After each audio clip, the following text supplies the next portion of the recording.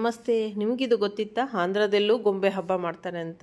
ನಾವು ಹೇಗೆ ದಸರಾದಲ್ಲಿ ಗೊಂಬೆ ಹಬ್ಬ ಆಚರಿಸ್ತೀವೋ ಹಾಗೆ ಸಂಕ್ರಾಂತಿ ಹಬ್ಬದಲ್ಲಿ ಅವರು ಗೊಂಬೆ ಹಬ್ಬವನ್ನು ಆಚರಿಸ್ತಾರಂತೆ.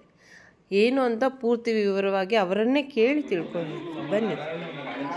Welcome to our channel simple cook with Raj.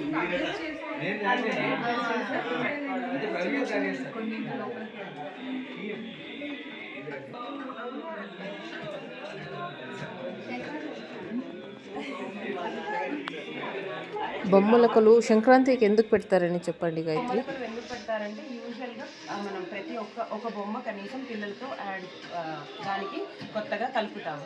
కలిపేటప్పుడు పిల్లలు మామూలుగా ఇదేంటి అదేంటి ఎప్పుడైనా మనం ఒక పురాణాలు కానీ ఇతిహాసాలు కానీ పిల్లలకి తెలియాలి అని అనుకుంటాం. ఇప్పుడంటే టీవీలు ఇన్ని మాధ్యమాలు వచ్చాయి కాబట్టి మనకు అవుతుంది. అంతకుముందు కాలంలో ఇవేమీ లేవు. పెద్దవాళ్ళు స్టోరీలు చెప్పడం తప్పితే మనకి ఏది విజువలైజేషన్లో లేదు. ఆ విజువలైజేషన్ రావడానికి పిల్లలతో పెట్టేస్తే ఇప్పుడు మనం చేసుకుంటూ వెళ్ళిపోతే వాళ్ళు క్యూరియస్గా అడగరు. ఎప్పుడైనా పిల్లలతో యాడ్ చేయిస్తారు. ఎందుకంటే వాళ్ళు దాని మీద క్యూరియాసిటీ పెరుగుతుంది. ఇదేంటి అదేంటి అని అడుగుతారు. ఎక్కువగా దేవుడి బొమ్మలు పెట్టడానికి కూడా రీజన్ ఏంటి అంటే వాళ్ళకి పురాణాలు ఇతిహాసాలు ఇవన్నీ తెలుస్తాయి. పెట్టిన వెంటనే మనం దాని స్టోరీ చెప్తాము. మా సైడ్ కర్ణాటకలో దసరాలో పెడతాము. మీరు ఎందుకు సంక్రాంతి పండుగలో ఆచరిస్తారని చెప్పండి. అంటే అది ప్రాంతాన్ని బట్టి మారుతుంది. ఒక్కొక్క చోట ఒక్కొక్క పండగ ప్రాముఖ్యత ఉంటుంది కదా. మామూలుగా తెలుగు వాళ్ళ సంక్రాంతి అనేది వాళ్ళ కొత్త బియ్యం వస్తుంది, ఏదైనా చేయడానికి డబ్బులు అప్పుడే వస్తాయి వాళ్ళకి.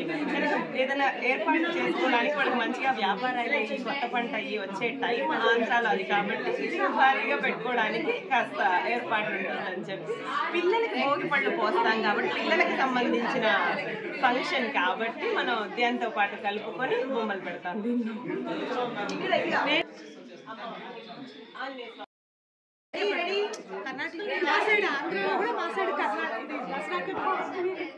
కూర్చోనా